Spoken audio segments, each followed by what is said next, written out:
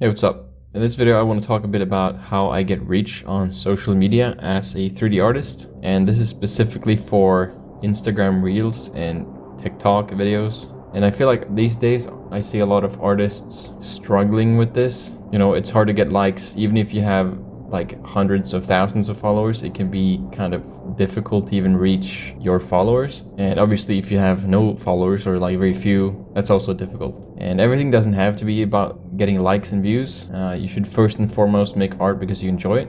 And you know, that's how you get better at it. Just make stuff because you want to. But if you want to do this professionally and make money off of it, getting reach and getting views can definitely help with that. Obviously, if you're super talented and make really beautiful renders and animations, that can get a lot of views on its own. And you know, that would be the goal, right? Millions of people come to look at your art just because it's so awesome. And I know 3D artists who are able to do that. You know, they make cool animations and those on their own get millions of views. For me personally, I'm not at that level. But in the thumbnail of this video, I have a building, and that's an animation I made, which if you combine the views on Instagram and TikTok, it has 4.4 million views. So how do I do that? Like, how did that happen? What's up with that?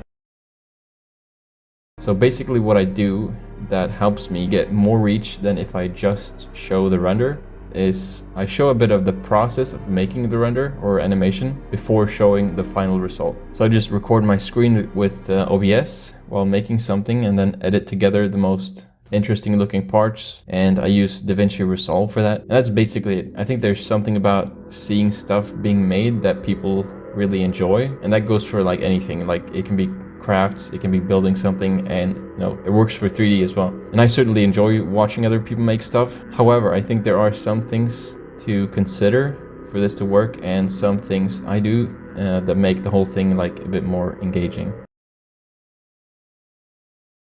And I think the sort of main trick that keeps people watching is to not show too much and leave the big reveal until the end. A lot of times I see people include the final result in the beginning and then they show how it was made. And that's fine, right? But it's like, all right, I've seen your artwork, it's great, but now I can move on with my day. I think there's a bit of a draw to the mystery of seeing somebody making something and you don't really know how it's going to turn out. It's like a bit of a gamble, and it makes you want to watch until the end. And if your result is like at least decent, people will probably think it was worth their time to watch you make that. And 3D lends itself especially well to this because you can hold off on showing texturing and lighting until the end, which is like 90% of what makes a render look good. Another thing to keep in mind is don't just record your screen and then speed it up as a time lapse with no editing.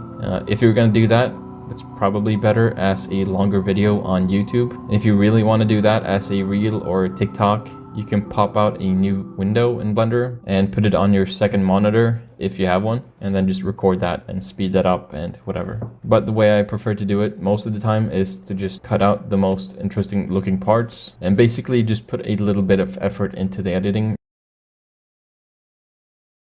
And as for hashtags on Instagram, I've stopped using them because the CEO of Instagram says they don't matter for reach, so I don't use them anymore. And on TikTok, I've heard that 3 to 4 hashtags maximum is good. Otherwise, the algorithm can get kind of confused. But essentially, hashtags are kind of pointless in my eyes, and they're not like a shortcut to get a bunch of views. And when it comes to picking music for my videos, I kind of just pick stuff I like. I personally try to avoid using trending sounds because they're all so overused, and I don't want to add to that. It might help a little bit with reach, but I don't really know because I don't use them that much. I try to not use trending audios basically. Sometimes I just talk over the footage and explain a bit about what I'm doing, and those videos do pretty well too. And those are basically my tips, you know, just show your process a bit. Or get super good, like get better than me and just make super awesome stuff, and people will probably watch it. And yeah, that's what's worked for me, and I think you should try it as well. And if you have any other things you want me to talk about or explain, any tutorials, just leave a suggestion in the comments. Thanks for watching, bye.